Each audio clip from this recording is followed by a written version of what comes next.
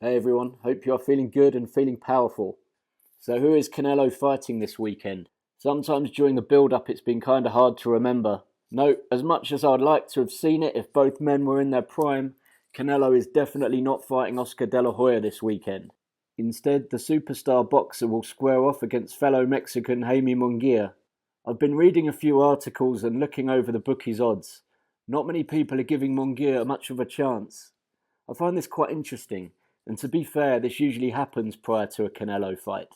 No one gave Bivol much of a chance, and look how that played out.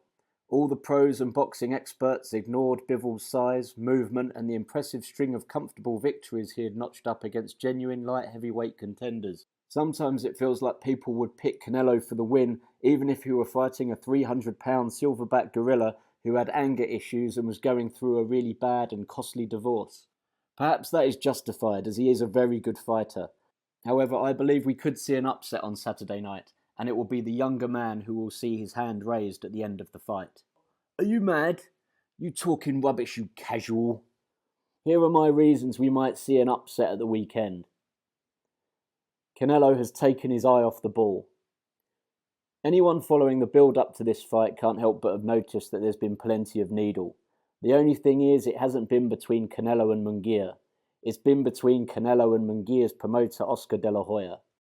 Obviously, Oscar De La Hoya used to promote Canelo before their acrimonious split several years ago. Things came to a head the other day during the final presser, when De La Hoya basically took the credit for Canelo's success and also labelled him a drug cheat. Needless to say, this went down like a pot of cold piss. Could this be a deliberate ploy from De La Hoya to distract Canelo from what he has to do on Saturday? I think this is exactly what he's doing, and it might only work. Canelo looked pissed.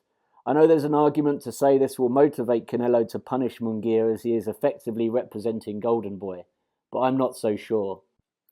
Munguia has sensibly stayed out of these altercations. He looked like a little kid stuck between two warring parents at the press conference. He's been very respectful to Canelo. He always says the right things, and as such, I'm not sure how much hatred Canelo will have for him come fight night. A shared opponent. Another reason for my picking Munguia is John Ryder. Both guys have got a very recent win against the South Londoner.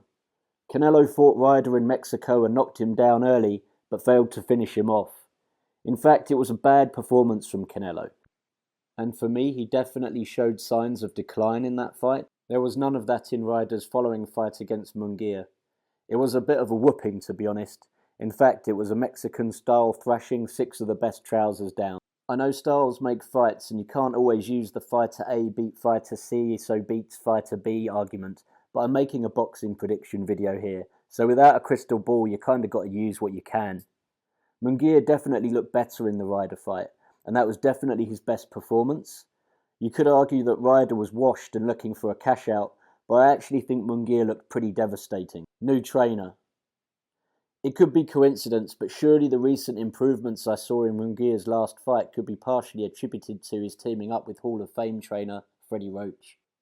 There has never been any doubt in Munguia's heart, energy, and his ability to entertain, but there have been questions about his defense and his desire to go to war despite any inherent dangers that can bring.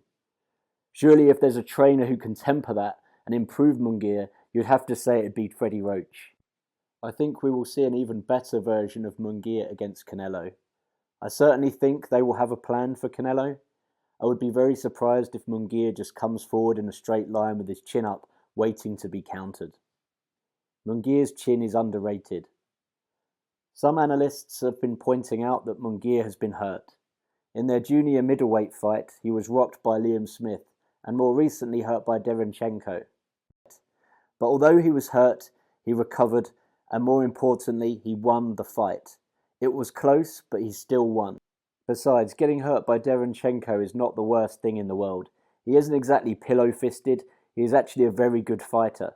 I remember he was able to hurt Golovkin in their fight, probably more than Canelo ever did.